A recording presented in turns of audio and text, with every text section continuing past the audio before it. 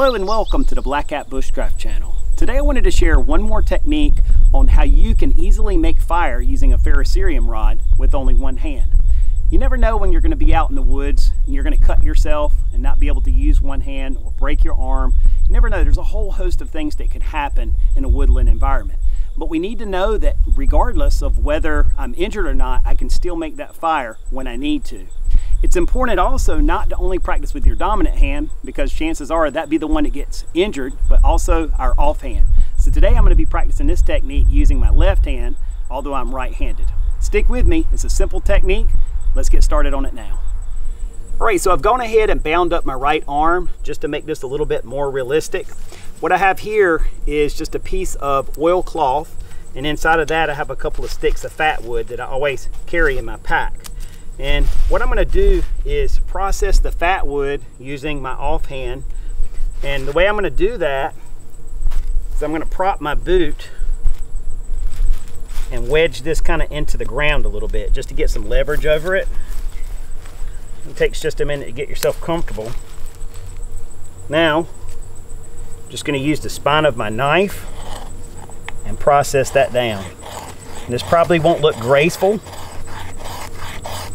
but I'm strong right-handed, so doing this left-handed is very uncomfortable for me. But sometimes doing what's uncomfortable is the best thing to do when you're training, because you never know what you're going to really have to do in a real case scenario. So I'm just going to keep processing that down. I have a very sturdy hold of that. Just let my foot relax and press that in.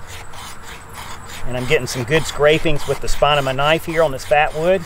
So I just have to continue this process until I have a nice big fat pile of those shavings, in which case now I can get out my ferro rod. So I'm going to go ahead and keep processing this stuff down,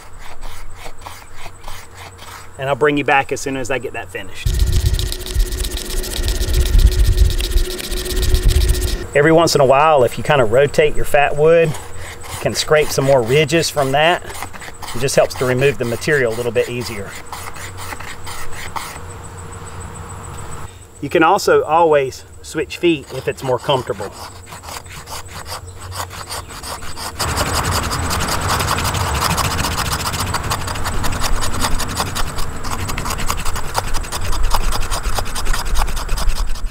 So within just a couple of minutes, you can see I've got more than enough material to achieve my ignition.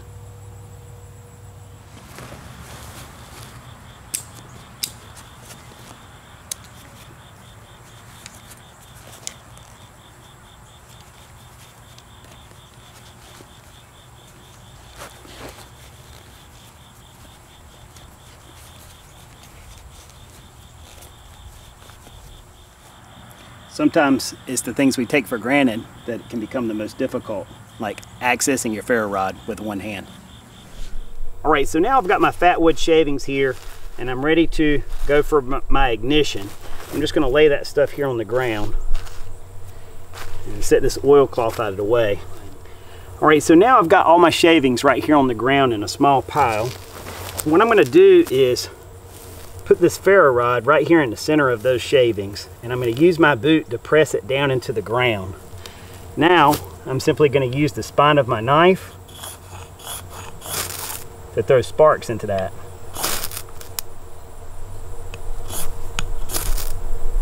And there we have fire. Very simple. And so with this, the more shavings you have, the longer a burn time you're going to have. Or the more you collect up material like pine straw and other tinders that you can use to help get that ignition off the ground, the better off you'll be. It's a very simple technique. Just using your boot for leverage, press it into the ground, scrape with a knife. You don't need logs, you don't need anything to prop on. Just sit on the ground and you can get the job done with no problem. All right, with this one-handed ferro rod series, there's a couple of key points I think is important to bring out. Number one, it's always wise to carry some type of a pre-processed or ready-made tinder. That way, in a worst-case scenario, you're not trying to process tulip poplar bark as I demonstrated in the last video. You're not down here on the ground scraping with your bad hand in an awkward, uncomfortable position. You already have something that you can take straight to flame. So if you understand how to strike that ferrocerium rod, your job's going to be a lot easier. So again, some type of a pre-processed, commercially made or homemade is up to you, but whatever you like to use, carry it in your pack and keep it there so it's there when you need it. Number two, it's always better to plan for the worst and hope for the best. In this case, I'm planning for the worst because, you know, hopefully I'll never have an arm injury when I'm in the woods, never need to make a one-handed ferro rod fire. Hopefully I never even have to make a ferro rod fire if I don't want to. I have instant flame with a big lighter. That's the other one-handed method many people have mentioned on these videos. But if I need to, I've practiced, I've prepared and planned, and now I have that skill set should I need to depend on it. Number three, always choose the gear that's going to best serve you in the worst case scenario. I know there's a lot of 2 and 3 inch little compact ferro rods on the market. I can make fire with those things any day, but I always carry a 6-inch ferro rod in my backpack. Whether I'm using it or not, it's there because something like this is going to be a lot more effective. One, it's a long-term tool. It'll last a lot longer than those smaller rods. Number two, it's longer, so it gives you more leverage and gives you more possibilities for using these different types of one-handed techniques. Also, the larger rod has more surface area, so per strike you're removing more material and therefore getting more sparks into your tinder with a greater chance for success to achieve your ignition. So always I recommend a 6-inch ferro rod. It's by far the superior tool, especially in a worst case scenario. And just to kind of expand on all that, make sure that when you practice for the worst case scenario, that you're actually practicing for the worst case scenario. Because not only do you end up hurting your arm, you end up hurting your good arm, your strong arm. And not only do you have to make a one-handed ferro rod fire with your weak arm, but you also end up having to process tinder because you lost your pack or your tinder was compromised or lost or whatever.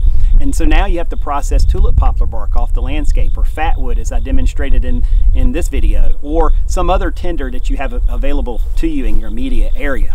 The next level to this would be to practice these techniques in inclement weather, be it rainy weather, snow, or the actual conditions that would put me in a dangerous situation should I actually get injured out in a distant woodland environment away from where I can get help or get back to safety or civilization. So again, that would be the next way to up this. And hopefully next time I get a rainy day or snowy day, hopefully sometime in the future, it still feels like summer even though it's getting to mid-October, but nonetheless I'll come back and revisit these techniques again when I have the opportunity in those worst case conditions, the conditions that I would actually need this in the most.